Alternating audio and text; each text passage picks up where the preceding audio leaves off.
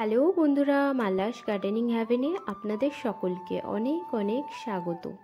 আশা করি আপনারা সবাই অনেক ভালো আছেন। আমিও অনেক ভালো আছি, সাথে বাগানের নিত্য কাজে ব্যস্ত আছি। শীতের বাগানের সবথেকে বড় আকর্ষণ হচ্ছে শীতের ফুল। আর এদিকে আপনারা দেখতে পাচ্ছেন আমার বাগানে চন্দ্রমল্লিকা ফুল। এবছর কিন্তু খুব সুন্দর চন্দ্রমল্লিকা ফুল আমার বাগানে হয়েছে। তো শীতের বাগানে এই যে ফুলের গাছগুলো তো আমি কাটিং থেকে তৈরি করেছি। তো এমনও কিছু গাছ রয়েছে যেগুলো খুবই কম দামে বাজারে বিক্রি হয়। সেই গাছগুলোকে নিয়ে এসে আপনারা কিভাবে লাগাতে পারবেন খুব সহজে, সেগুলো আজকের ভিডিওতে দেখাবো আপনাদেরকে। এই দেখুন, এই যে গ্যাজিনিয়া ফুলের গাছগুলো শুধুমাত্র 10 টাকা করে ছোট ছোট চারা কিনে নিয়ে এসে বসিয়েছিলাম। এই যে ভারবেনার গাছটা, এটা নিয়েছিল মাত্র 15 টাকা। এত কম দামে এই ফুলের চারাগুলো কিভাবে বিক্রি হয়, কেন এত কম দামে বিক্রি হয়, সে সমস্ত কিছুই আজকের ভিডিওতে আলোচনা করব। সাথে রয়েছে এই গাছগুলো লাগাবার সম্পূর্ণ বিধি, একদম কম মাটিতে কিভাবে আপনারা ফুলের গাছ লাগাবেন সেটিও আজকের ভিডিওতে দেখতে পারবেন। তার সাথে যে কোনো ফুলের গাছের জন্য একটা ম্যাজিক লিকুইড সার আজকে আপনাদের সামনে তৈরি করে দেখাবো, যেটা যদি আপনারা গাছে ব্যবহার করেন ফুলের সাইজ অনেক গুণ বৃদ্ধি পাবে, আর সাথে কিন্তু গাছের গ্রোথও খুবই হেলদি হবে। এই যে গাছগুলো দেখতে পাচ্ছেন, বলছি এই গাছগুলোর দাম খুবই কম। তাহলে এই গাছগুলোর দাম কত নিয়েছে সেটা আগে আপনাদেরকে বলে দিই। এই যে চন্দ্রমল্লিকার গাছটি, এটার দাম মাত্র 15 টাকা। আর দুটি গ্যাজিনিয়া ফুলের গাছ, এই দুটির দামও নিয়েছে 15 টাকা করে। আর এই যে কসমস ফুলের গাছটা দেখতে পাচ্ছেন, এটার দাম কিন্তু 10 টাকা।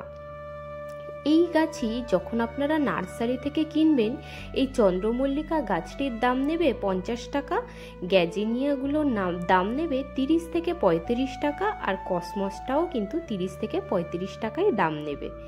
তো এরা কেন এত কম দামে এই বাজারে এই গাছগুলো বিক্রি হয়, তার প্রধান কারণ আমি বলতে পারি যে এই গাছগুলো কিন্তু আপনাদেরকে টব ছাড়া এইভাবে বিক্রি হয়। ওরা যদি আজকে এই গাছটিকে না বিক্রি করে ফেলতে পারে, তাহলে কালকে পর্যন্ত এই গাছটি শুকিয়ে এমনিই মরে যাবে। তো সেই কারণেই প্রধানত কম দামে ওরা বিক্রি করে। আর তার সাথে ওদেরকে এর সাথে গ্রো ব্যাগ বা টব কোনোটাই কিন্তু আপনাকে দেয় না। গ্রো ব্যাগ আর টবেরও কিন্তু একটা আলাদা প্রাইস হয়, সেটা ওদেরকে দিতে হয় না। আর তারপরে এই গাছগুলো সম্পূর্ণ কিন্তু শিকড় ছেঁড়া গাছ। এই গাছ লাগাবার সময় অনেক সময় আপনারা দেখবেন যে গাছ লাগাবার কিছুদিন পরেই গাছগুলি মরে যায়। তো কি কারণে গাছটি মরে যায় সেটাও আজকে আপনাদের সাথে আলোচনা করব। সবার আগে দেখুন, এই যে বালতিগুলো আমি নিয়েছি, এর মধ্যেই এই গাছগুলিকে লাগাবো। সবার আগে 3টে বালতির নিচে কাপড় দিয়ে ড্রেনেজ হোলকে বন্ধ করে নিয়েছি। আর একটা বালতির মধ্যে দেখলেন কিছুদিন আগেই কিন্তু খুব অল্প মাটি দিয়ে ওই মাটিটুকু তৈরি হয়েছে, কারণ নিচে ছিল প্রচুর পরিমাণে সবজির খোসা। সেই সবজির খোসাগুলো এখন পুরোই সারে পরিণত হয়েছে। সবার আগে দেখুন, বালতিগুলোর মধ্যে আমি নিচের দিকে 1 মুঠো করে খড় দিয়ে নিচ্ছি। এই খড়টা খুব ভালো ড্রেনেজের কাজ করবে, আর তারপরে আস্তে আস্তে ডিকম্পোজ হয়ে গাছের জন্য কার্বন প্রোভাইড করবে। এই দেখুন, নিচের দিকে 1 মুঠ করে খড় দিয়ে এবার আমি এর উপরেই দিয়ে দেব বেশ কিছু শুকনো পাতা। আপনাদেরকে তো আগেই বললাম যে খুবই কম মাটি দিয়ে আজকে আমি এই বালতিগুলোকে ভরবো গাছ লাগাবার জন্য।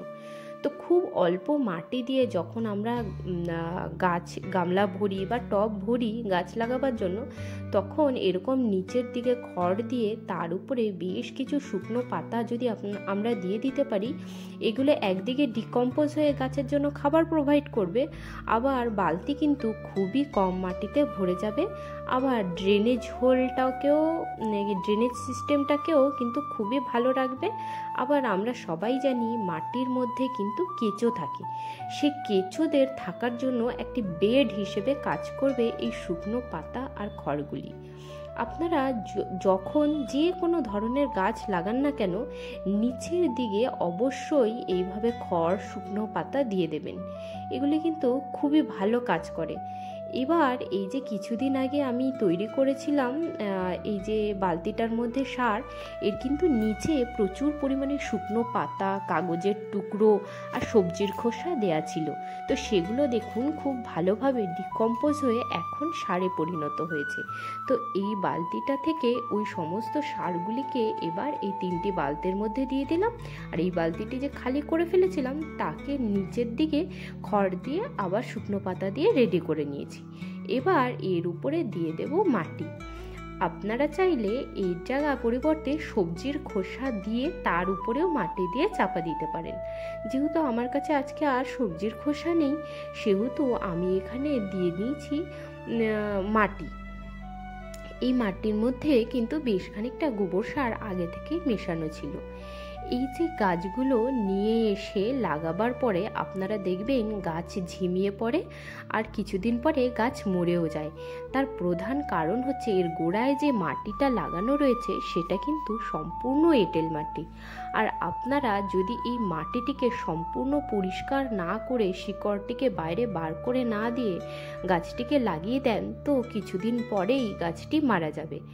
আর আপনারা এই গাছগুলিকে নিয়ে আসার পরেই গাছটিকে কিন্তু 3-4 দিন, আমরা যেমন নার্সারি থেকে গাছ কিনে নিয়ে এসে বাড়িতে রেখে দিই তারপরে রিপোর্টিং করি, এই গাছের কিন্তু সে তেমন সিস্টেম নয়। এই গাছকে প্রথমে বাড়িতে নিয়ে এসেই এরকম 1 বালতি জলের মধ্যে ভিজিয়ে দেবেন। তার প্রায় 20-25 মিনিট পরে সম্পূর্ণ মাটিকে ঝরিয়ে নিয়ে তারপরেই কিন্তু বসাবেন। কারণ এই যে গোড়ায় এঁটেল মাটিগুলো দিয়ে আটকানো থাকে, এটা শুধুমাত্র ওরা ব্যবহার করে যেহেতু অনেক দূর থেকে গাছটা আসছে আর রাস্তাতে হয়তো জল দেওয়াও যাবে না গাছে, তো যাতে গাছটি শুকিয়ে না যায় তার কারণেই কিন্তু এই এঁটেল মাটি দিয়ে ওরা মুখটাকে বন্ধ করে শিকড়টাকে আটকিয়ে নিয়ে আসে। তো এই শিকড়, এই মাটি সমেত যদি আপনারা মাটির মধ্যে গাছটিকে বসিয়ে দেন তাহলে কিন্তু গাছটা কিছুতেই বাঁচবে না। এই আমার যেমন দেরি হয়ে গেছে, তো আমি মাটিটা তৈরি করবার আগেই আমার এই গাছগুলোকে ভিজতে দিয়ে দেওয়া উচিত ছিল, কিন্তু আমি ভুলে গেছিলাম। তো ভিজিয়ে দিয়ে বেশ 20 মিনিট পরে এই যে এখন আমি এসেছি, এখন ভালোভাবে ঘষে ঘষে এর থেকে সমস্ত মাটিগুলিকে ঝরিয়ে ফেলবো। টবের যে মাটি আমরা রেডি করি সেই মাটি যত বেশি ঝুরঝুরে হবে ততই কিন্তু শিকড়ের গ্রোথ ভালো হবে, ততই গাছ সুন্দর হবে, হেলদি হবে। আর এই যে এঁটেল মাটির মধ্যে কিন্তু শিকড়ের গ্রোথ খুব একটা ভালো হয় না। সুতরাং টবে গাছ লাগাবার সময় এই শিকড়ের গ্রোথ যদি ভালো না হয়, শিকড় না বেড়ে যদি খাবার সংগ্রহ না করতে পারে তাহলে কিন্তু গাছ অবশ্যই মরে যাবে।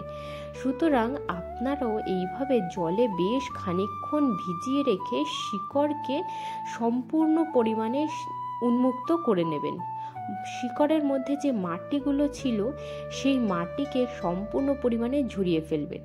এই মাটিটা এতখানি ক্ষতিকারক টবের গাছের জন্য, এই মাটি সমেত যদি আপনারা গাছ লাগান তাহলে কিন্তু গাছের হেলথ একটুও ভালো হবে না আর গাছ খুব সহজেই মরে যাবে। কারণ এর মধ্যে শিকড় বাড়তেই পারবে না, শিকড় জলও নিতে পারবে না, শিকড় খাবারও পাবে না, আর শিকড় বায়ু পাবে না, শিকড় বাড়তেও পারবে না এই মাটির মধ্যে। সুতরাং গাছের শিকড় যখন আস্তে আস্তে দুর্বল হয়ে পড়বে, গাছ কিন্তু অবশ্যম্ভাবী ঢলে পড়বে, আস্তে আস্তে মরে যাবে। তো দেখুন আমি সম্পূর্ণ গাছের শিকড়কে মোটের উপরে উন্মুক্ত করে নিয়েছি, নিয়ে এইভাবে আমি একটা একটা করে গাছ বসিয়ে দিচ্ছি। আপনারাও কিন্তু ঠিক এইভাবেই কাজটি করবেন, তাহলে কিন্তু গাছ আর মরবে না। এই দেখুন 3টি গাছেরই শিকড়কে যথাসম্ভব উন্মুক্ত করে নিয়েছি।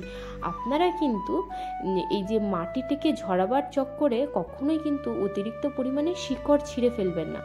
জলের মধ্যে হালকা হালকা করে নাড়িয়ে দীর্ঘক্ষণ ভিজিয়ে রেখে তারপরেই গাছটিকে বসাবেন, নয়তো কিন্তু শিকড় ছিঁড়ে গেলেও কিন্তু গাছ মরে যাওয়ার সম্ভাবনা আছে। তো এবার গাছগুলিকে জল দিয়ে দেব। আর এদিকে দাঁড়ান আপনাদেরকে একবার দেখিয়ে দিই যে মাটিটা কি অবস্থা। এই দেখুন সম্পূর্ণ ক্লেই সয়েল বা এঁটেল মাটি যেটাকে বলে, সেই এঁটেল মাটি। এই মাটির মধ্যে কিন্তু টবের গাছ খুব একটা ভালো হয় না।